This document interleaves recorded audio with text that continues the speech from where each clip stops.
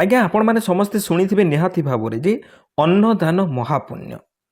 आम बचापी जो खाद्य वस्त्र बासगृह आवश्यकता पड़ुची से भितर गोटे जिनिस जगौची आमको चाषी भाई जोटा कि आज्ञा खाद्य किंतु आज आम देखा गले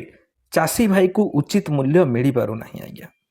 निहाती भाव में आपण मैंने देखु जे गोटे दलाल चाषी भाई टू बहुत कम टंकार धान किणी नहीं से अधिक टंकार बिक्री करुच्ची तो निहाती भाव में आम से सब सजग रहा उचित मो पक्षे जी होती चाषी भाई मानक साहाय्य करुच्ची आज से हीपरी चाषी भाई मानक साहाय्यकारी गोटे भिडटी आपण मानक आसी जार नाम हूँ FAQ आपण धान को केमिति करिवे आपण ए पर्यंत अमल करना कि अमल कर सारी आपण धान को केमिति आपण FAQ करें FAQ धान रे परिणत केमिति करें से विषय में निहाती भाव में आज भिडियो मुझे कहवाक जाऊँगी आपण मानक मु भल भाव में एक्सप्लेन करी जोटा कि 6टा जिनिस आज्ञा अच्छी ये 6टा जिनिस जदि आपण मैंने फॉलो कर दौरान ताहले आपण धान FAQ रे परिणत हो FAQ रे जिते बड़े परिणत हो आज्ञा आपण धान सरकार 3100 टंका देकी किणिबे तो निहाती भाव में आपण मैंने भिडियो को शेष पर्यंत देखु शेष पर्यंत देखिले जे आपण मैंने जानीपारे आज्ञा FAQ कहले कौन बहुत चाषी भाई मैंने जान नथिबे आज्ञा फेयर एवरेज क्वालिटी FAQ रो full form fair average quality जहाँकि आज्ञा ओडिया रे कहबाकू गले उत्तम गुणवत्ता धान जहाँकि आहुरी सरलता जदि करदेबी मु जोटा कि आज्ञा खाइबा पई किंबा ताको बिहन पई सब पई भल भाव में व्यवहार कराए जोटा कि खाइबापी भल उत्तम गुणवत्ता धान को आम FAQ बोलिकी कहुच्छी तो सही FAQ धान आपड़ केमिति करें आज्ञा देखु FAQ धान को दुई प्रकार विभक्त करा गोटे है आज्ञा प्लांटिंग केयर आउ गोटे है हार्वेस्टिंग केयर प्लांटिंग केयर कहले कौन आज्ञा देखु जे आपणकर जेते बेले आपण ताकू चाष करुँच से समय आपण केमिति तार केयर नेबे बा केमिति ताकू आपण सजाग रखिबे जोटा कि आपणकर FAQ धान रे से परिणत हेबो एई कथा तो ए पर्यंत आमे सरी सारी आमर एबे चली कौन हार्वेस्टिंग जोटा कि अमड़ कर सारिबा परे किंबा अमड़ करबा पूर्वरु आपण केमिति ताकू FAQ धान रे परिणत करिवे से विषय में माने कथा हबा प्लांटिंग केयर विषय में आमे आउ केबे कथा हबा आज वीडियो रे आमे माने कथा हबा जे हार्वेस्टिंग केयर जोटा कि आपण मैंने अमड़ कला बेले एमती कौन पदक्षेप नेबे जो थे कि आपणकर धानटी FAQ रे परिणत हम तो यहाँ 6टी जिनिस अच्छी ये 6टी तथ्य को आपण मैंने जदि अवलंबन करुँच ये 6टी जिनिस को आपण मैंने जदि फॉलो करुँच ताहले आपणक धान FAQ रे परिणत हम आपणक धान को 3100 टंकार सरकार किणिबे प्रथम जिनिस आज्ञा देखंतु ध्यान रखिबे लेखिकी रखिबे इंपोर्टेंट जिनिसटी जे आपण मने रखिबा कथा निहाती भाव में आपण धान 80 रु 85 भाग पाचिबा परे अमड़ करिवे आज्ञा 80 रु 85 भाग जदि आपण धान पाची जाउची ताहले आपण माने ताकू अमड़ करिवे आज्ञा ठू जदि कम आपण माने करिवे ताहले ताहा FAQ धान रे परिणत हो पारिबो नाही बा कटिजिबो रिजेक्ट होइजिबो द्वितीय जिनिसटी कोन आज्ञा द्वितीय जिनिसटी हला आज्ञा पानी परिचालना कौन आज्ञा जेते बेले आपणकर धान अमड़ करिवार समय आसीजिबो सेते बेले आपणक खेतरे बा कियार रे पानी जमिकी रखिबे नाही बा पानी जमैकी रखिबे नाही निहाती भाव में कियार को आपण ताकू पानी को सब निगाड़ी देबे आ सुखा रखिबा पई चेष्टा करिवे ये गला द्वितीय जिनिस आज्ञा तृतीय जिनिस आज्ञा आपण जेते बेले अमड़ करि सारिबा परे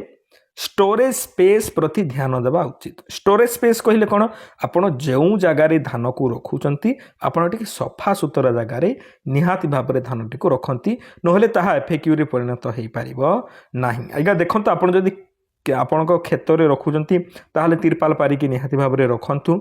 तापर आपण जदि खଳାରେ रखुंट ताको लिपा पोछा करिके भल भाव में रखंतु आपण जदि घरे रखुंट धान को ताले ताको भल भाव में सफा सुतरा करके कंक्रीट जगह जदि थिबो सेठी आपण माने गोड़ी बाली जेपरि नथिबो सेही परि जगह आपण माने रखंतु ये गला तृतीय जिनिस आज्ञा आपणकर चतुर्थ जिनिस आज्ञा हला फिल्टरिंग कहले कौन आज्ञा आपण जेते बेले आपणकर धान अमल करंती मेसिन रे आपण माने ताकू ମେସିନ୍ରେ ତାକୁ ଅମଳ କଲେ ବା ଧାନକୁ ଆପଣ ଅମଳ କରିସାରିଲେ ସେଇଥିରେ ଆପଣମାନେ ଭଲ ଭାବରେ ଟିକେ ଧ୍ୟାନ ଦିଅନ୍ତୁ ଯେ ସେଇଥିରେ କୁଟା କାଠି ଯେପରି ମିଶିକି ନଥିବ। ଆପଣ ମେସିନ୍ରେ କରନ୍ତୁ କିମ୍ବା ନିଜ ବଳଦ ସାହାଯ୍ୟରେ କରନ୍ତୁ, ଯେଉଁ ସାହାଯ୍ୟରେ ବି ଆପଣମାନେ ଅମଳ କରୁଛନ୍ତି ସେଥିରେ ଟିକେ ଧ୍ୟାନ ଦିଅନ୍ତୁ କୁଟା କାଠି ସହିତ ସେଥିରେ ଯେପରି ଆପଣଙ୍କର ପୋଲ ମିଶିକି ନଥିବ, ସେଥିପ୍ରତି ଆପଣ ଟିକେ ଫିଲ୍ଟରିଂ କରନ୍ତୁ। ତାପରେ ପଞ୍ଚମ ଜିନିଷଟି ହେଲା ଆଜ୍ଞା ଶୁଖା ଧାନ ପ୍ରସ୍ତୁତି। ଶୁଖା ଧାନ ଆପଣ ଟିକେ ଶୁଖା କେତେ ଦିନ ଶୁଖେଇବେ? ଆପଣଙ୍କ ଯଦି କ୍ଷେତରେ ଧାନ ଶୁଖୁଛି ଅମଳ କରି ଆପଣ ଧାନ ଦେଇଦେଲେ ତାହା କ୍ଷେତରେ ପଡ଼ିଛି କିଆରରେ ପଡ଼ିଛି, ତାହେଲେ ସେଇ କେତେ ଦିନ ଶୁଖିବା କଥା? 8ରୁ 10 ଦିନ ଶୁଖା ରହିବା କଥା ଧାନଟି। ଯଦି ଆପଣ ଘରେ ଆଣିକି ରଖୁଛନ୍ତି ତାହେଲେ ସେଇ ଧାନ 3ରୁ 4 ଦିନ ଆପଣମାନେ ଶୁଖାନ୍ତୁ ଟିକେ ଖରାରେ।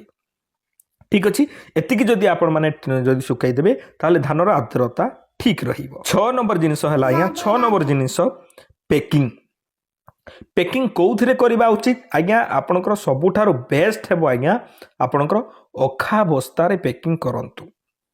କାହିଁକି ଅଖା ବସ୍ତାରେ ପ୍ୟାକିଂ କରିବେ? ଆଜ୍ଞା ଦେଖନ୍ତୁ, ଅଖା ବସ୍ତାରେ ଆପଣମାନେ ଯେତେବେଳେ ପ୍ୟାକିଂ କରୁଛନ୍ତି, ଅଖା ବସ୍ତାରେ ପ୍ୟାକିଂ କରିବା ଦ୍ୱାରା କ'ଣ ହେଉଛି ଆପଣଙ୍କର ଧାନଟି ଠିକ୍ ଆର୍ଦ୍ରତାରେ ରହୁଛି, ସେଥିରେ ପବନ ଯିବା ଆସିବା କରିବ, ବାଜିବ ଧାନକୁ। ଆଉ ପ୍ଲାଷ୍ଟିକ ବ୍ୟାଗରେ ବସ୍ତାରେ ଭରିଦେଲେ କ'ଣ ହୁଏ? ଧାନର ଆର୍ଦ୍ରତା ଉପରେ ଟିକେ ଇଫେକ୍ଟ ପକାଏ ଆଜ୍ଞା, ତାହାର ଆର୍ଦ୍ରତା ଠିକ୍ ରୁହେ ନାହିଁ। ତେଣୁକରି ଆପଣମାନେ ସବୁବେଳେ ଅଖା ବସ୍ତାରେ ରଖିବା ପାଇଁ ପ୍ରଥମ ପ୍ରାୟୋରିଟି ଦିଅନ୍ତୁ ବା ପ୍ରଥମ ସ୍ଥାନ ତାଙ୍କୁ ଦିଅନ୍ତୁ ଯେ ଆପଣ ଅଖା ବସ୍ତାରେ ଧାନଟିକୁ କେମିତି ଭରିକି ରଖିବେ। ନହେଲେ ଏମିତି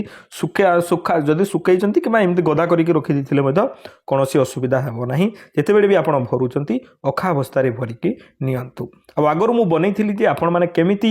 ଅଖା ବସ୍ତା ପାଇପାରିବେ, ସରକାର ତାହା ଫ୍ରିରେ ଦେଉଛନ୍ତି, ସେ ବିଷୟରେ ମଧ୍ୟ ମୁଁ ଗୋଟେ ଭିଡ଼ିଓ ବନେଇଥିଲି। ଆଉ FAQ ଧାନ ଆପଣମାନେ କେମିତି ଅମଳ କରିବେ, କ'ଣ କରିବେ, ସେ ବିଷୟରେ ମଧ୍ୟ କେଉଁ ଧାନକୁ ସରକାର ଆପଣଙ୍କ ଠାରୁ ଏତେ 3100 ଟଙ୍କାରେ କିଣିବେ ସେ ବିଷୟରେ ମଧ୍ୟ ଭିଡ଼ିଓ ବନେଇଥିଲି। ଏଇ ଭିଡ଼ିଓଟି ମୁଁ ଡେସ୍କ୍ରିପ୍ସନରେ ଦେଇଛି, ଆପଣମାନେ ଦେଖିପାରିବେ। ନିଜର ଧାନକୁ ହାରଭେଷ୍ଟିଂ କରିସାରିବା ପରେ କେମିତି ଆପଣ FAQରେ ପରିଣତ କରିବେ,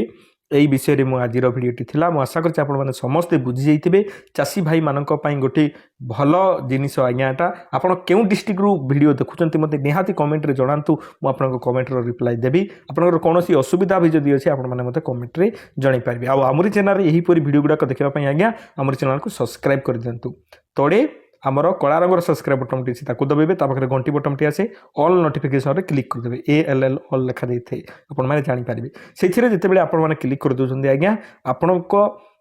ପାଖକୁ ଆମେ ଯେତେବେଳେ ଭିଡ଼ିଓ ଅପଲୋଡ଼ କରିବୁ ପ୍ରଥମେ ପହଞ୍ଚିଯିବ। ଆଉ ଆପଣ ଯଦି ଆଉ କିଛି ବି